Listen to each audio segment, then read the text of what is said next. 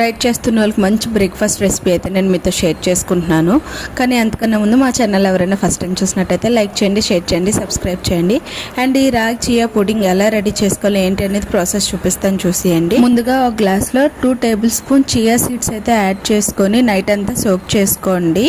ఎందుకంటే chia seeds ఎన్ని hours నానితే అంత మంచిదన్నమాట హెల్త్కి. సో నేను నైటే చియా సీడ్స్ అనేది సోక్ చేసుకొని నానబెట్టేసుకుంటున్నాను. ఇది బాగా ఒక 6 to 7 అవర్స్ నానితే మా హెల్త్కి చాలా మంచిది అనమాట. సో ఇలా నానబెట్టుకున్న తర్వాత ఇప్పుడు ఒక బౌల్ స్టవ్ మీద పెట్టుకొని దాంట్లో కొంచెం వాటర్ యాడ్ చేసుకొని ఒక 1.5 స్పూన్ రాగి పౌడర్ ఒక బౌల్లో వేసుకొని ఉండలు లేకుండా మంచిగా కలుపుకోవాలన్నమాట. యాక్చువల్గా మీ అందరికీ తెలిసే ఉంటుంది ఈ ప్రాసెస్.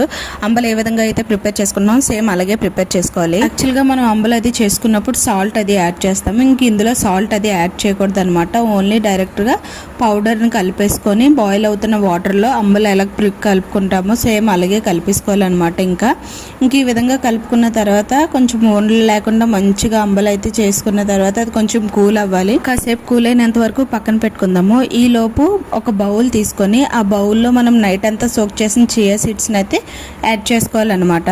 అలా యాడ్ చేసుకున్న చియా సీడ్స్ లోకి అండ్ మనం ప్రిపేర్ చేసుకున్న అంబల్ని కూడా యాడ్ చేసేయాలి. ఈ రాగి చియా పుడింగ్ లో మీరు మిల్క్ యాడ్ చేసుకోవాలన్నా కూడా యాడ్ చేసుకోవచ్చు. కాకపోతే నేను ఇక్కడ నో క్యాలరీ రాగి చియా పుడింగ్ చూపిస్తున్నాను కాబట్టి మిల్క్ అయితే యాడ్ చేయలేదు. అండ్ హనీ కూడా నేను ఏం యాడ్ చేయట్లేదు. మీరు యాడ్ చేసుకోవాలనుకుంటే హనీ కూడా యాడ్ చేసుకోవచ్చు. స్ట్రిక్ట్ గా డైట్ చేస్తున్న వాళ్ళైతే హనీ అది ఏం యాడ్ చేయొద్దు, ఎందుకంటే అందులో కూడా మనకు క్యాలరీస్ కౌంట్ అవుతాయి. ఆల్రెడీ కలిపి పెట్టుకున్న రాగి చియా పుడింగ్ లోకి అయితే మనకు నచ్చిన ఫ్రూట్ అయితే యాడ్ చేసుకోవచ్చు అనమాట. సో నేను ఇక్కడ దానిమ్మ యాడ్ చేస్తున్నాను.